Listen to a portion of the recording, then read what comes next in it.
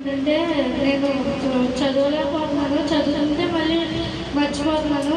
ఏసయ్య నీ కృప నాకు దయచేయండి ఏసయ్య అని అనుకుని మళ్ళీ వాళ్ళు పొద్దున అందరితో ప్రతి ఆదివారం మాట్లాడుతున్నాను. దేవా నాతో కూడా మాట్లాడు అంటే ఫస్ట్ రవి అంకుల్ తల మీద చేపట్టుకుంటే నాకు అలా అభిషేకించండి వేసే నాతో మాట్లాడండి వేసే అని నేను కొట్టుకుంటే అప్పుడు నా దేవుడు నాతో అనుకోకుండా ఆ మాటల చేత నేను నింపబడ్డాను. దేవుడి సాక్ష్యం దేవుడిచ్చింది కాక దేవుడు ఏం మాట్లాడాడు?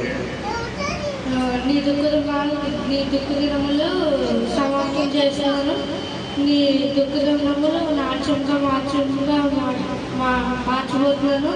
చదువులో నేను ఇంకా టాపర్గా నిలబెట్టబోతున్నాను. నిన్ను నీ తల్లికి డబ్బులు పే చేయకుండానే నేను చదివించబోతున్నాను అని మాట్లాడాను.